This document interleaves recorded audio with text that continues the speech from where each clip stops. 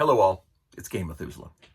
Well, since I started doing this sort of how to run your own campaign, I wanted to jump in with sort of the basics. And the reason is a lot of people keep asking me sort of the same questions. They want to know the particular ways I do things. You know, there are a lot of great videos out there. I mean, my buddy Matt Colville has done a great starting bit on how to start your campaign and move forward. And he's done overland maps, and he's done so many different things that I assumed most people had sort of seen. But I think some people are always looking for other thoughts, other ideas, and seeing if they can find something that they like as well or better, or they can put together the two. And I've always done the same, and so did Matt. And that's kind of how this all goes. Now, you guys all know I'm a fossil, and I've been doing this for over 45 years. So I think sometimes people like to hear sort of the old school way. First of all, since I know most of you are playing D&D, and as I said in my last video, first thing to do is get a campaign setting. Read the campaign setting of the world. This is Forgotten Realms, 2nd edition, but whatever game system of Dungeons & Dragons you use, from D&D 0 all the way up to 5th edition, every one of them I've seen has some sort of campaign setting where you can sort of immerse yourself into the mythology of the world. And that's kind of important if you're going to be a DM, whether you're running modules or whether you'll be running your own content or combining the two. You want to know how things work, where are the mysterious places of power, because you'll utilize them, like I said in the last video. Now, if you're going to run totally your own content, like I like to run my Albion campaign, things like this are great. Most of my Albion stuff came from like Poul Anderson's The Broken Sword, kind of how I got my concept of how elves are. There is some great Celtic mythology in this. There's also some great Norse mythology, Greek and Roman mythology, Middle Eastern mythology, Chinese and ancient mythology. There's just so much in this book. I think I showed it a couple years ago, but there's so many things out there. But this is a great primer because it talks about the gods, then it talks about the heroes and the monsters and the special things that go on, and anything like this that tweaks your interest is worth having. Do you want to run a large, long, open campaign that may go on for years? Or do you maybe want to do something like 7 or 8 adventures, 10 adventures, a dozen, let me play for 6 months, and that will be the scope of this game. And those are always what I sort of think about ahead of time. And these kind of games tend to be almost endless. I mean, you can have monumental battles, finishes, evil monsters. There could be great things that are going on. And that may feel like the end of a campaign, and in some cases it can be. But if you want to just keep an open world going, which is what I'm anticipating we'll be doing, that likely this game will be going on 5 years from now. And his sons and friends of his sons will be playing this game long after we may stop doing it.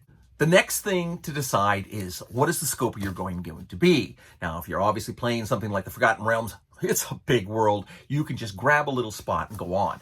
And that works really well. This was a map I produced for D&D 0, later my fantasy trip, before it was fantasy trip, when it was just Wizards and Melee map. It was just a small valley. It had, some dungeons and the castle where they all basically started out, and just a few other things. I was able to run a game for well over a year, maybe longer, and we never got out of this valley at all. And there we're talking about the old days when we weren't running, twice a month. We were running multiple times per week. It doesn't take a lot of area. It takes just the ability to know what's there and allowing you to control it. And when you're new, it's really good to have a situation where you're dealing with something small because it doesn't get out of control, especially if they go off the rails and you start running into the sandbox version, as we talked about, and they want to go over and do something you hadn't planned. Well, the world's not that big. You kind of know what's over there. Well, this is the Elven Forest. You want to go over there. Okay, you're going to run into the elves. And are they going to be friendly or not? Well, that's going to depend a lot on party makeup, party attitude, what they're planning, all those types of things. But you can use different types of maps. Some of you might want to hand draw a map. A friend of mine, he showed me this map he had drawn, and he went through just tremendous work to produce this item. And then when he started to play, realized this wasn't going to work. He was going to get playing a D&D game, so he wanted to use the D&D maps. And he had this, and I said, hey, I think the map's really cool. I love it. So he signed it and gave it to me. And I ran my D&D 0 campaign now with that map. It's fun. It's fun to be able to utilize things. For Greyhawk, and a love for that because, well, we used that stuff back in the early 70s, well, I guess mid 70s, and we used the maps and all the things that were available in the city-state campaign. We never really ran the city-state campaign, but we used the city names like Tane and all the places where we built, and campaign after campaign after campaign, long after we stopped playing D&D 0, still use the same maps. And that works. Now, I ran this a little bit, and this was Matt Coville's game. So I ran some games for his group using his world, which I think kind of drove him nuts, but it worked. And something else to show you that I had on the back.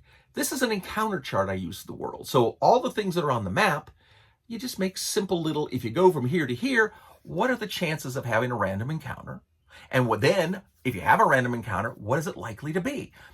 It's simple. It's things you can do very simply in your prepping. And that's what I talk about with the minimalist game master situation.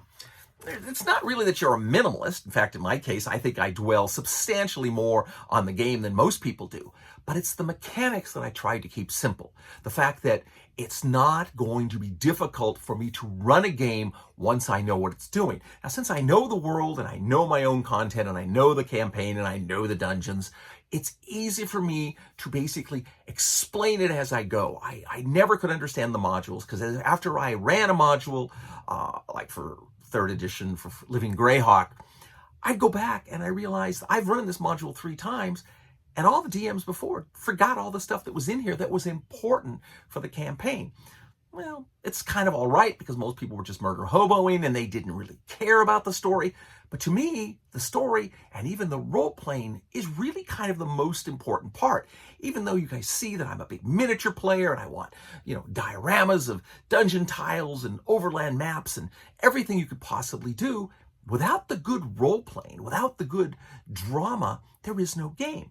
And this is the thing you need to think about. You need to be able to describe to your players a bad situation, something that might be insurmountable. Like when they came to me and I went to Leilon and Leilon said, oh yes, it's horrible things in the swamps, all these monsters. But the lizardmen have suddenly made this appearance and they've been gone for centuries and now they're a problem. Well, they were the big bad guys in the start off. I had a nice dungeon, which was the little, crypt for the lizardmen and the little things they wanted to do. And it made a great little deal where the characters could focus on what was going on.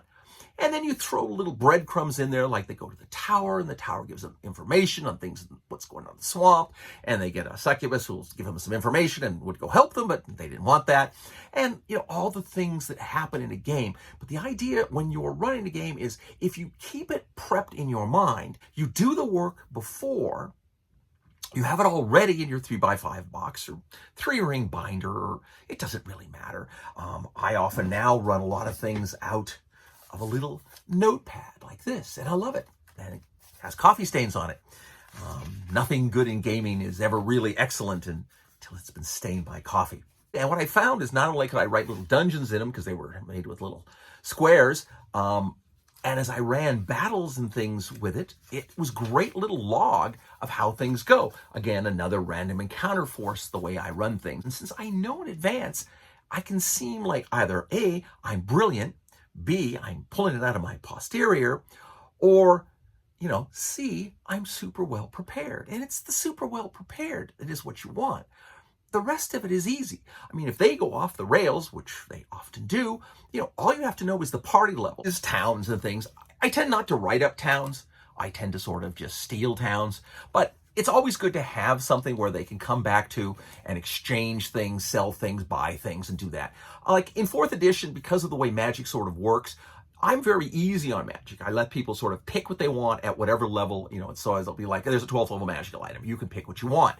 That sometimes leaves a bad taste in people's mouths, so sometimes it's great just to give them a sword. Here's the sword. Nobody's going to want it.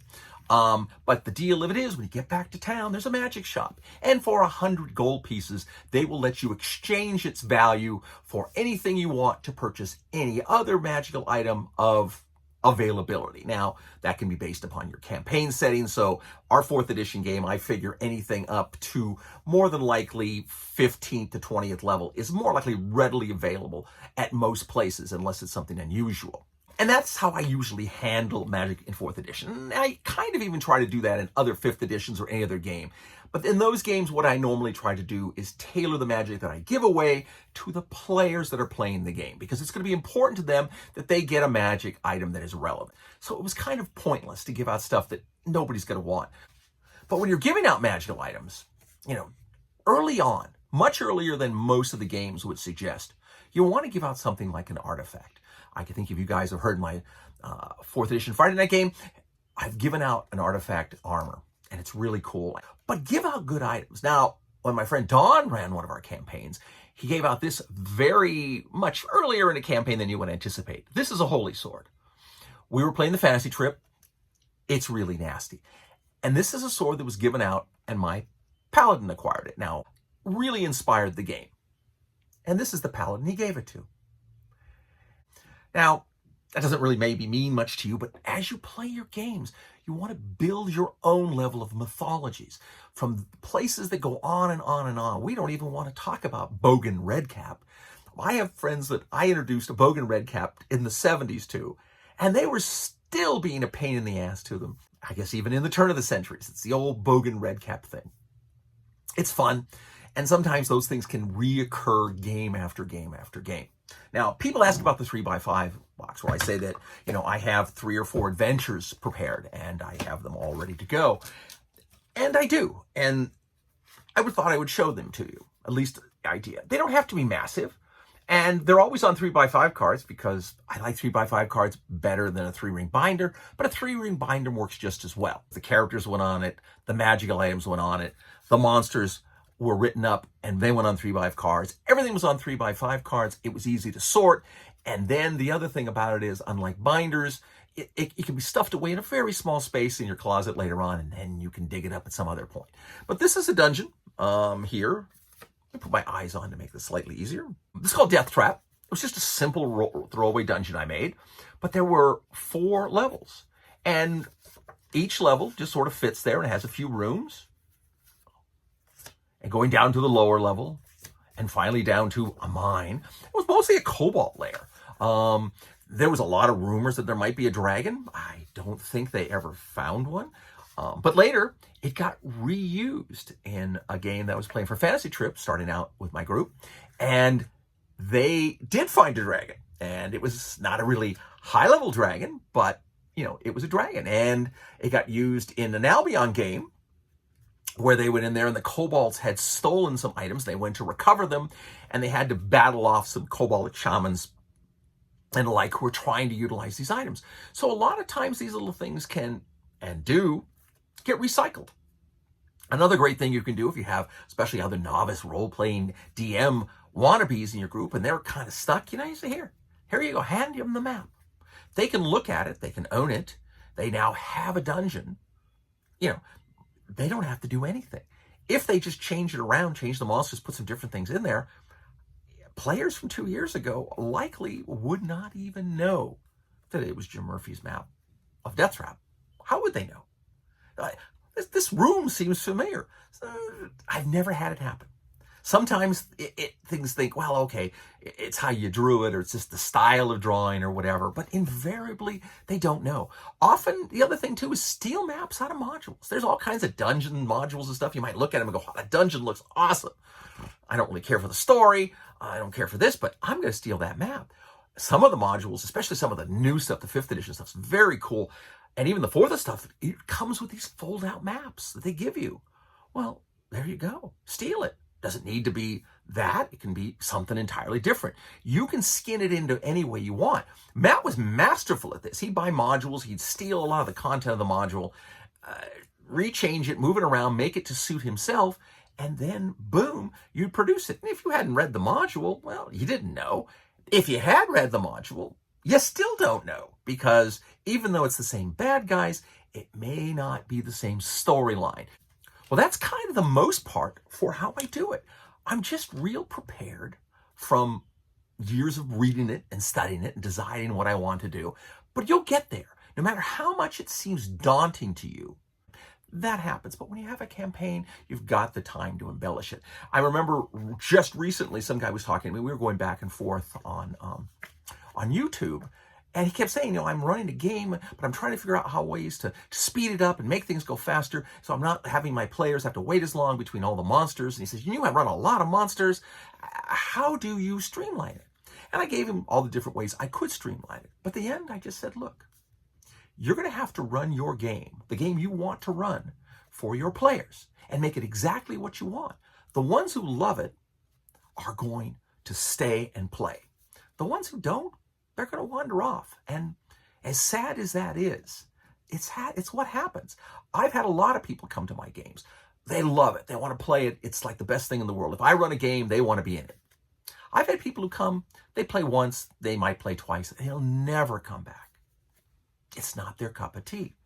And you can't have that, break your heart because what you are doing is not necessarily appealing to everybody. It's producing the product of gaming that is going to build a group that you want. When you are a minimalist GM, you don't want the books on the table. So, of course, all the monsters that I run, I tend to just put on 3x5 cards, whatever game system it is.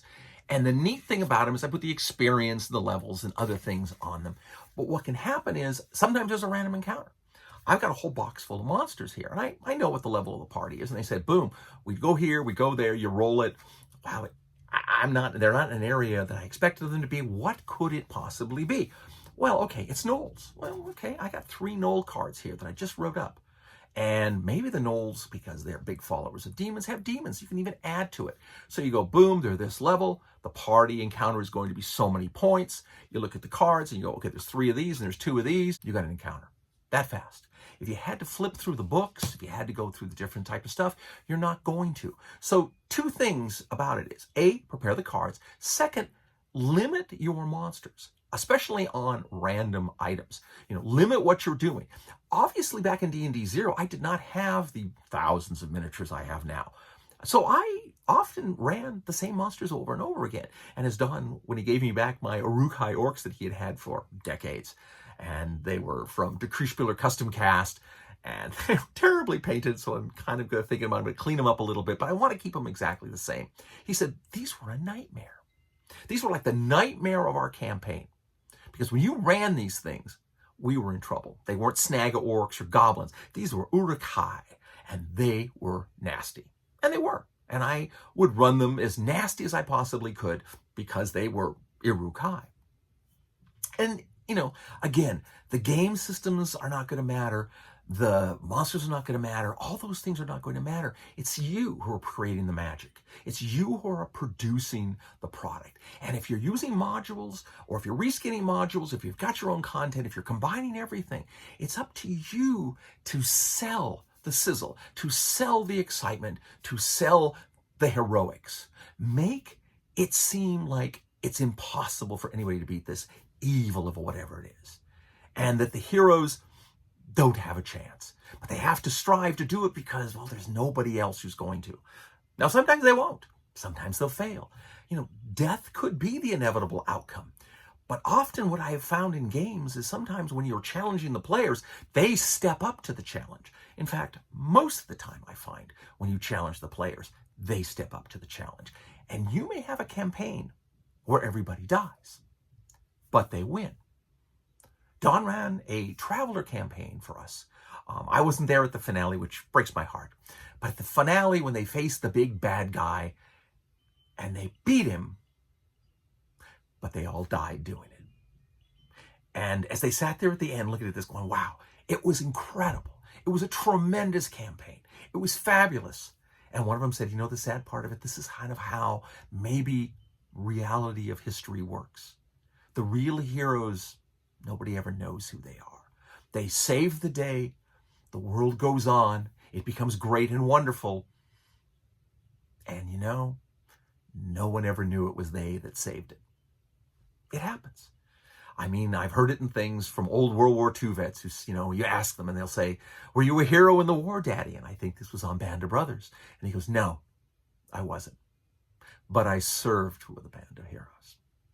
And that's what you want. At the end of it, if everybody dies but you've won, then you've had a fabulous campaign. And people will talk about it. It really was an emotional time. And they'll keep talking about it. And even some of the failures have been phenomenal. But the thing as a DM is you can manage failure.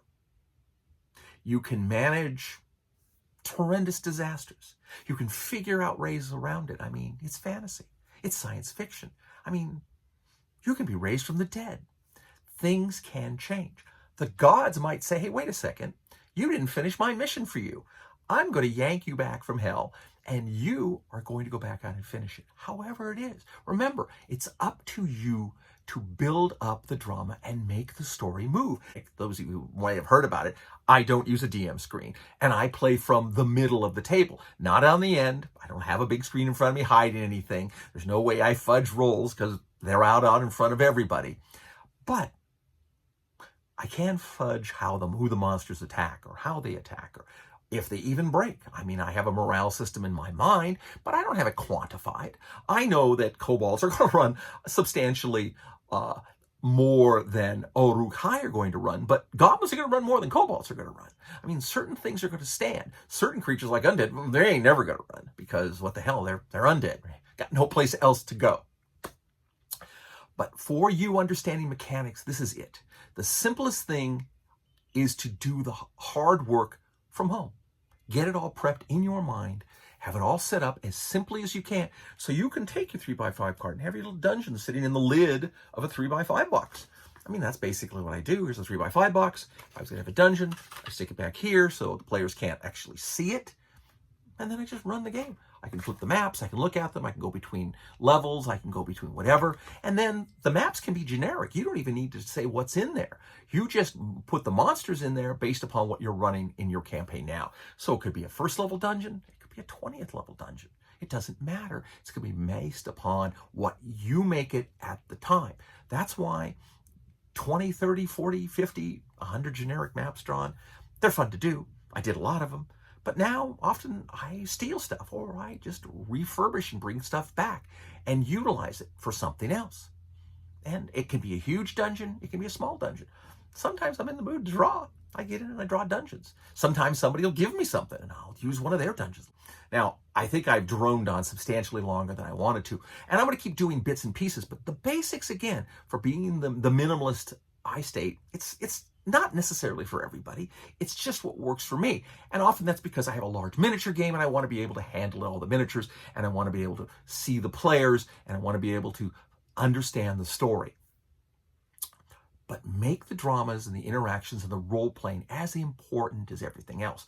Even the bad guys, you want them to have some piffy comments to make against players. If they run away, they'll be back. And that's what you want. You want people constantly feeling like everything they're doing matters. And more importantly, everything they don't do matters. So, if they murder Hobo and, oh, well, whatever, we get XP for them, let them go. Okay, you let them go. And next time Bogan Red comes back, he won't have 10 goblins. He'll have 30. And, well, that's because you let him go. Oops. It's going to be up to you. But however you do it, and however we keep talking about it, and however you're able to take what I give you and use, and again, like Matt, take the stuff you don't like and throw in the garbage. I'm nothing special. I'm just a game master who loves the hobby, has put a lot of hours in, and has some level of competence. And that's it. But every one of you out there listening to me, I guarantee you, the vast, vast majority of you are easily as competent as I am, and all you have to do is want to do it, and you can get there. So, until I have a chance to speak with you again, fight me devils fight, for I hate peace. We'll talk soon, and game on.